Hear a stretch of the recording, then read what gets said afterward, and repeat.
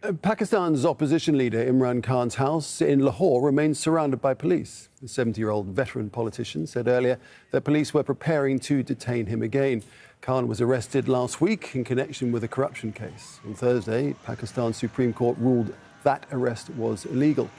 Well, joining us now from Lahore is Imran Khan, former Prime Minister of Pakistan. Mr. Khan, welcome to the programme. Could you give us, first of all, an update of your situation? Are you still anticipating arrest at this time? Well, my house is surrounded by the police. Basically, they've cut my house off from the main roads, and there was a police statement that there were 40 terrorists hiding in my house, so they were going to come and search for these terrorists. So I've invited everyone, the media and everyone, to come and look for these terrorists which are supposed to be hiding in my house. I believe it's just a pretext for them to again conduct a raid and pick me up. So you say that those people that they suggest are involved in the violence of last week are not at your property? What they're saying is that once I was abducted, and I use the word abducted, confirmed by the Supreme Court, unlawfully picked up from within the precincts of the Islamabad High Court, there was a reaction in the public. We believe that any independent investigation will show that the people who came out for me were peaceful protesters, as they have been for 27 years. There were some people we believe were inserted in there which created arson. And that's what has given them the reason to crack down on us.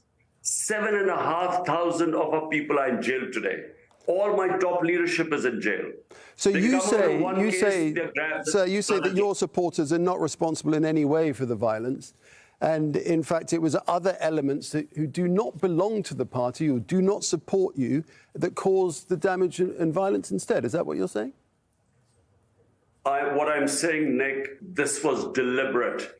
And you have to know the background. The audience must know why. The reason is that the rating of my political party is 70% today. 70% compared to all the other parties, which are 13, 10% and so on. And so this is the election year. And all the parties plus the establishment wants me to be removed from the electoral field. And to do that, there have been 150 cases already on me. They've been trying to put me in prison before. Yeah, I understand what you're saying. I understand what you're saying, but I just want to get to the bottom of this. The fact that, hundreds of police officers were injured and officials were seriously injured, and you're seriously suggesting that they were injured by their own side. No, what I'm saying is that for 27 years we have been holding protests over, like any political party does. When I was shot and I named one of the military intelligence officers one of the three suspects, why were there no burning and arson or anything? There were protests, but there were peaceful protests, but there was nothing like what happened now. What happened right now was that this was a deliberate, the arson I'm talking about, the arson was committed deliberately. 25 people died in this. 700 people got bullet wounds, all of our supporters. And if there's any independent inquiry, you will find that there were peaceful protesters. And the arson was done.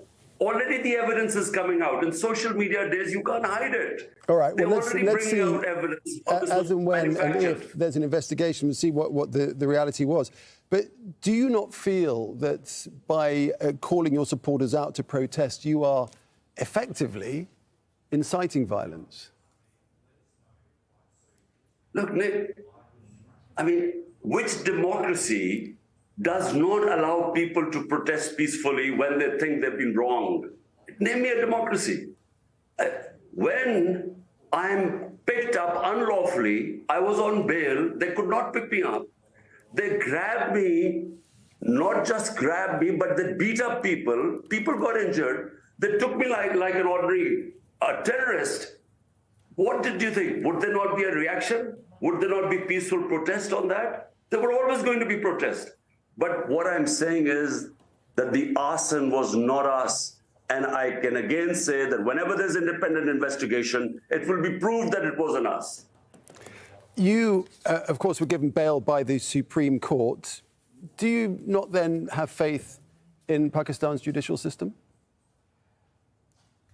The only thing that is holding together Pakistan's democracy is our judicial system. This is the only thing. Otherwise, what is happening now is people come out, get bail from one case, immediately there's police which grabs them and takes them in for some other case. How can 7,500 people be in jail? How can all the top leadership be in jail? At least they must prove there must be some evidence that they were involved in some wrongdoing. All my people have always been told to protest peacefully. And I have all the statements. From 27 years, I've always said, stay between the Constitution and the law. Do not indulge in any violence. And our party is known for that. So how come suddenly they started burning down buildings? We have evidence that there were people planted inside who did that. Where is the nation going to find resolution here? Two sides are so polarized, the country is divided. Where is resolution coming from? Look, Nick, there is only one solution. This is an election year. The elections cannot be held beyond October. So 3 months before the elections, the government gets dissolved, so which is another 2.5 months. Now, that is the solution. But unfortunately, what is happening is that the government is running away from elections. There were supposed to be provincial assembly elections in 70% of Pakistan, according to the constitution, ruled by the Supreme Court. The government refused. So they've already violated the constitution because they're scared of losing the elections. Who, finally, Imran Khan, are you blaming? Is it the government or the army, the military? Who do you think is behind this? Well, you know, of course, the 12-party coalition, which is in government, but they were brought in government by the ex-army chief. So the military means one man, army chief, because it's not a democratic institution. So basically what he decides goes. So what is happening right now clearly is that neither the military establishment, which means one man, nor these 12 parties, they're too scared for elections because they're scared I will win. So because of that, you know, they're doing everything to make sure that I get out of the race. I've had 2 assassination attempts on me. One was where I was hit, one where I was lucky to be alive because just, you know, I got saved, thank God. So this is the issue. 150 cases on me. Someone who has not had one criminal case in the last few months has 150 cases, including 15 criminal cases in a day, 40 terrorist cases. So, I mean, this is all to get me out of the race. Actually, well, I'm going to throw one more question at you. In the past, you have blamed the United States for inciting all of this. Do you still think that's the case? Well, what we now subsequently discovered, well, let me give you the background.